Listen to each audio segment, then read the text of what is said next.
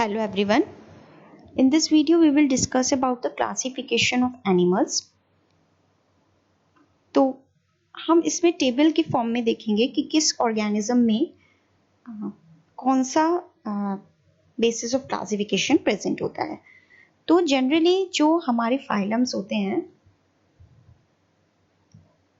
Animal kingdom में जो phylums आते हैं, these are the phylums: phylum Porifera, phylum Coelenterata, phylum Ctenophora, phylum Platyhelminthes, Aschelminthes, Annelida, Arthropoda, Mollusca, Echinodermata, Hemichordata, and Chordata. So these all the phylums we will discuss.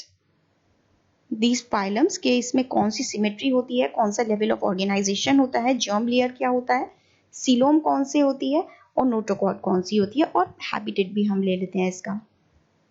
तो ये जितना भी है कि सिमेट्री क्या होती है, जर्म लेयर ऑर्गेनाइजेशन क्या होता है, सीलोम क्या होता है, नोटोकॉर्ड क्या होता है, ये मैंने आपको प्रीवियस वीडियो में एक्सप्लेन किया हुआ है।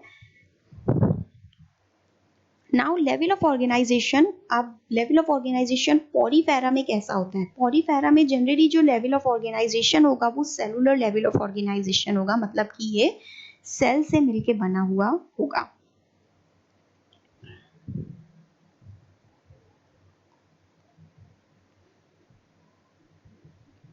देन पहले हम लेवल ऑफ ऑर्गेनाइजेशन की बात कर लेते हैं सारे ही फाइलम्स में।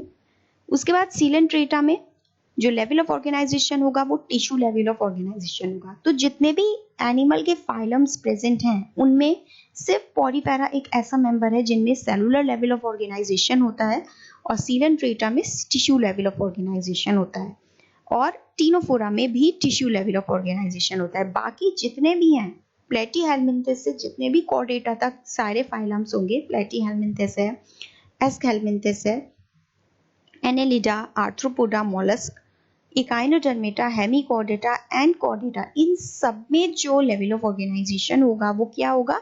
Organ level of organization. तो ये बात आप लोग याद रखना कि पोरीफेरा में सेलुलर लेवल ऑफ ऑर्गेनाइजेशन होता है, और सीलेंट्रेटा में और टीनोफोरा में tissue level of organization. After that बात आती है सिमेट्री की, कि सिमेट्री कौन सी प्रेजेंट होती है पोरीफेरा में। तो सिर्फ पोरीफेरा ऐसा मेंबर है जिसमें एसिमेट्रिकल सिमेट्री होगी, मतलब कि अगर कोई भी ऑर्गेनिज्म को हम डिवाइड करेंगे अगर इसको, तो हमें इक्वल हाफ्स नहीं मिलेंगे। देन सीलेंट्रेटा और टीनोफोरा में रेडियल सिमेट्री प्रेजेंट होती है, और प्लेटीहेल्मिन्थेस से अगर हम देखें तो जनरली कॉर्डेटा तक हमें बाइलेटरल सिमेट्री मिलती है। लेकिन इन केस ऑफ इकाइनोडर्मेटा में क्या होता है, इसका जो एडल्ट होता है वो रेडियल सिमेट्री का होता है, और जो इसका लार्वा होता है वो बाइलेटरल सिमेट्री का होता है। तो ये भी हम देखेंगे आगे, जब इस पर्टिकुलर हम ये फाइलम पढ़ेंगे तब हम ये देखेंगे कि किस तरीके से एडल्ट में रेडियल सिमेट्री होती है और कैसे लार्वा में बाइलेटरल सिमेट्री होती है। Then germ layer organization. Germ layer organization में मैंने आपको बताया था कि दो ऑर्गेनिजम्स होते हैं, that is diploblastic and diploblastic. तो पोरीफेरा से लेकर टीनोफोरा तक जितने भी ऑर्गेनिजम्स होते हैं वो सब डिप्लोब्लास्टिक ऑर्गेनिजम्स होते हैं, मतलब कि दो जर्म लेयर से मिलकर बने हुए हैं ये, that is ectoderm and endoderm. लेकिन बीच में एक अनडिफरेंशिएटेड लेयर प्रेजेंट होती है, दैट इज कॉल्ड मीसोग्लिया। तो और यहाँ से प्लेटीहेल्मिन्थेस से जितने भी ऑर्गेनिज्म हैं वो सब कैसे हैं? ट्रिप्लोब्लास्टिक हैं, अप टू दी कॉर्डेटा, क्योंकि यहाँ पे तीनों जर्म लेयर प्रेजेंट होती हैं। After that we will talk about the coelom. Coelom क्या होती है? कैविटी होती है आपकी बॉडी वॉल के बीच में और गट वॉल के बीच में। तो जो पोरीफेरा होते हैं वो एसीलोमेट्स होते हैं, मतलब इनमें कोई सीलोम प्रेजेंट नहीं होती है। इन केस ऑफ सीलेंट्रेटा में भी These are also acoelomates।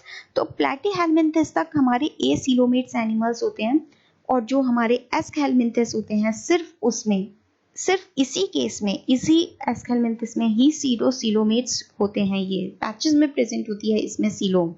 और एनेलिडा से लेकर कॉर्डेटा तक जितने भी ऑर्गेनिजम्स होते हैं वो सब कैसे होते हैं? सीलोमेट्स एनिमल्स होते हैं, मतलब इनके अंदर सीलोम प्रेजेंट होती है। देन नोटोकॉर्ड की बात आती है। नोटोकॉर्ड की अगर बात आती है तो ये जितने भी ऑर्गेनिजम्स हैं, जितने भी हम ये फाइलम्स पढ़ेंगे, पॉलीफेरा, सीलेंट्रेटा, टीनोफोरा, प्लेटीहेलमिन्थस, एस्कहेलमिन्थस से लेकर पूरे हेमिकॉर्डेटा तक सारे कैसे होते हैं? नॉन कॉर्डेट्स होते हैं।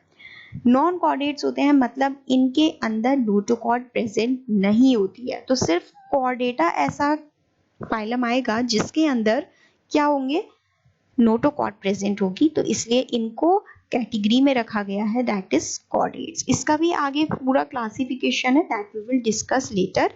तो पहले आप लोग सिर्फ यही याद रखना कि जो नोटोकॉर्ड होती है वो एक रॉड लाइक सब्सटेंस होता है, रॉड लाइक ऑर्गन होता है जो कि पॉलीफेरा से लेकर हेमिकॉर्डेटा तक प्रेजेंट नहीं होता, but in case of Chordata it is present. Then habitat भी ले लेते हैं हम। हैबिटेट की बेसिस पे हम क्लासिफाई तो नहीं कर सकते, बट इससे थोड़ा कंफ्यूजन नहीं होगा, तो इसलिए हमने हैबिटेट भी यहाँ पे एक कैरेक्टर ले लिया है। हैबिट क्या है? हैबिटेट मतलब जिस जगह पर ये रहता है। तो पॉलीफेरस जो होते हैं वो जनरली मेराइन होते हैं, और जो सीलेंट्रेटा होते हैं वो जनरली मेराइन होते हैं और फ्री स्विमिंग होते हैं। टीनोफोरा भी मेराइन ही होते हैं ये। और अगर हम प्लेटीहेलमिन्थस की बात करें तो ये वॉर्म्स होते हैं, फ्लैट वॉर्म्स होते हैं, जो कि हमारी बॉडी के अंदर भी पाए जाते हैं। एंडोपैरासाइट्स होते हैं। एंडोपैरासाइट्स मतलब ऐसे पैरासाइट्स जो कि बॉडी के अंदर पाए जाते हैं, तो that is endoparasites. After that aschelminthes, ये फ्री लिविंग होते हैं और एक्वेटिक होते हैं, टेरेस्ट्रियल भी होते हैं और पैरासिटिक भी होते हैं, ये इनकी हैबिटेट है। After that Annelida. Annelida aquatic होता है, टेरेस्ट्रियल होता है, फ्री लिविंग होता है और ये भी पैरासिटिक होते हैं। राउंड वॉर्म्स आते हैं जनरली एनेलिडा में। और आर्थ्रोपोडा जो होते हैं वो जनरली एक्वेटिक होते हैं, टेरेस्ट्रियल होते हैं। मोलस्का भी टेरेस्ट्रियल भी होते हैं और एक्वेटिक होते हैं। इकाइनोडर्मेटा की और हेमिकॉर्डेटा की बात करें तो दीज आर जनरली मेराइन, और अगर हम कॉर्डेटा की बात करते हैं तो these are aquatic and terrestrial.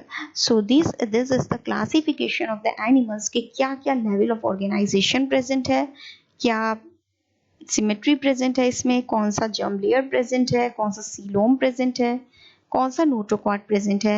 So this is all about the basis of the classification. This is all about the classification of animals.